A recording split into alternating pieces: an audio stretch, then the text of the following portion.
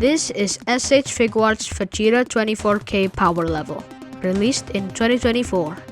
Let's see how he fares.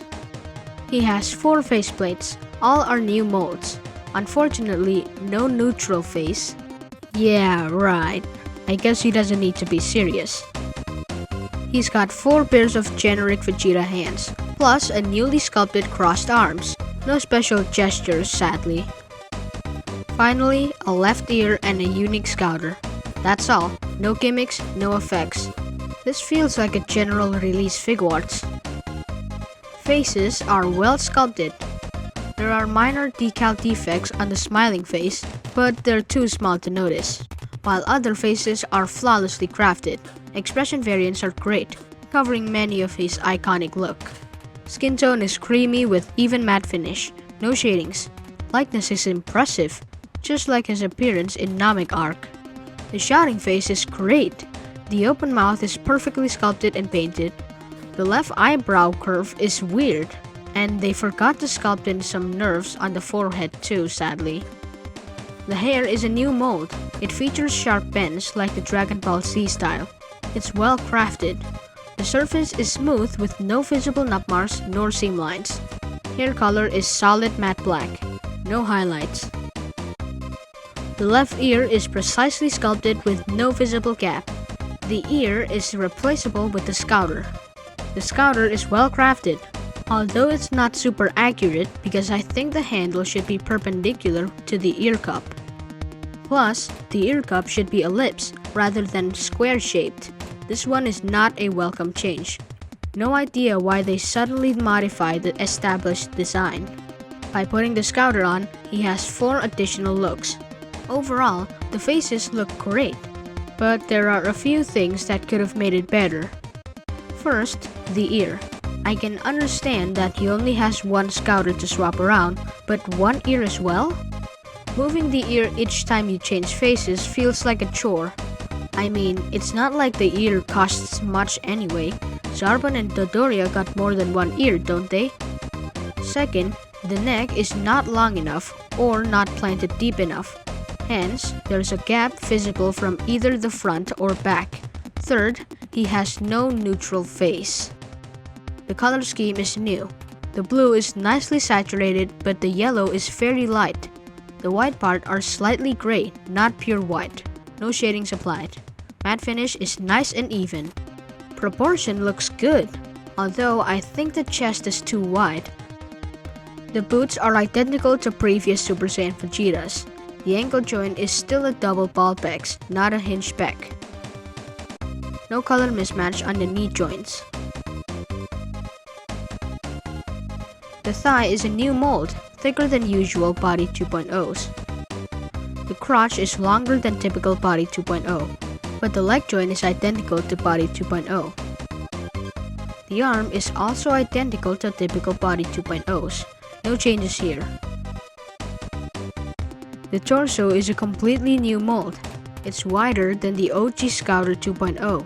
The paint job on the abs is flawless.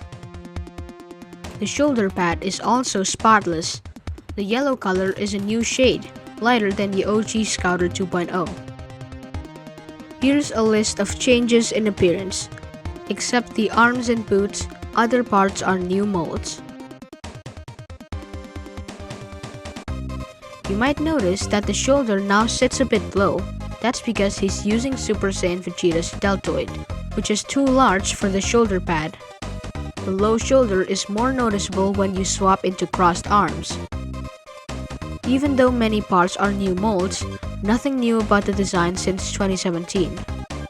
He feels just like another Vegeta 2.0 with a new color scheme and head sculpt.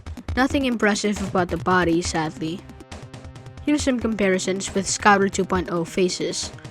The new faces look sharper and more accurate, more expressive overall. The expression is only on par with the expensive Lefma custom head. The neck joint is identical to typical Body 2.0's, so the new body is compatible with all Vegeta 2.0 heads, including Lefma's head. Here's a comparison with previous Body 2.0 hands, which is obviously compatible with the new body.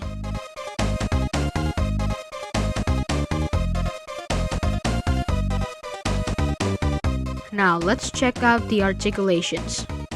Like I said before, body design is almost identical to 2.0, so posability is not much different than Scouter 2.0. The neck is on a ball joint, range is great to all directions. Shoulder pad design is identical to Tadi's and Broly's. It's connected by a hinged pec. He can lift his arm up, but then the shoulder pad will look ugly because it's separated from the body. I think maybe the best way is to provide alternate shoulder pad like with G's, or just go with full rubber armor. Honestly, I prefer the old design because at least the shoulder pad is not separated from the body. He has butterfly joint 3.0. Maybe we should call this body 2.5? The butterfly joint range is great. Swings forward and backward, goes up and down, extends and retracts. Without the shoulder pad, arm range is excellent to all directions. This is body 3.0 design after all. The arm joint is tight and squeaky, bicep swivel is rather weak. Elbow bend range is decent. Hand range is common Figuarts.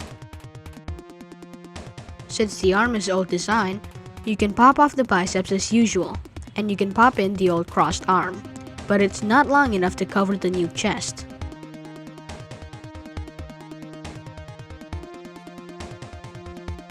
So, here's how he looks without the shoulder pads. Very similar to old Battlesuit Vegeta, isn't it? Swapping the arms is quite difficult. I find the arms are not as easy as SHF Indie to pop off. I need to pull off both shoulder pads to avoid breaking anything in the process.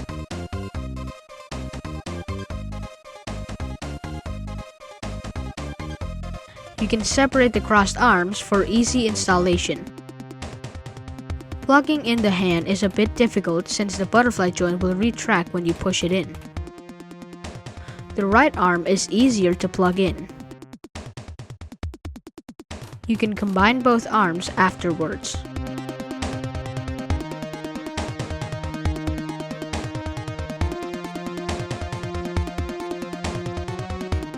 The new chest is a bit too big for the abs, but doesn't improve posability compared to Scouter 2.0. The abs crunch range is poor. It only adds noticeable gaps around the abs. Too bad, they could have sculpted better. The waist rotates 180 degrees. Legs go forward 90 degrees, go backward 45 degrees. Sideways range is only 45 degrees. The thigh swivels as usual.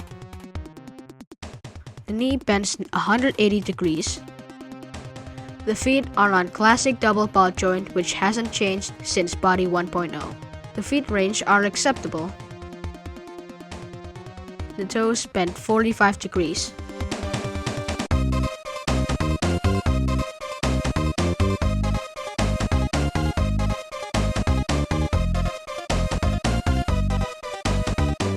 This new Vegeta is awesome and at the same time unimpressive. What I mean is the head and faces are no doubt awesome, however, the body hasn't fully evolved yet. Hence, he's a bit unsatisfying, since this is one of his iconic look and one that has been anticipated for years. Gone is the chance for Vegeta to join the Body 3.0 roster, while Goku, Krillin, Trunks, and Gohan, and even Frieza all have 3.0 body. Vegeta is stuck in 2.0 along with Yamcha and Tenshinhan. With the old Battlesuit version that is currently on pre-order having the same body, I guess he'll be locked in this body for at least a couple years ahead. Regardless, at $80 as a premium release, he's still a great figure, especially for those who missed out on the 2017 Scouter 2.0. Considering Left Head's price, $80 for this guy is actually a bargain. For Dragon Ball Z collectors, he is no doubt a must-have, since, like I said, this is one of his iconic look. I hope you find this video useful, and if you like my videos, don't forget to like and subscribe for more videos. Thanks for watching, see you next time, bye!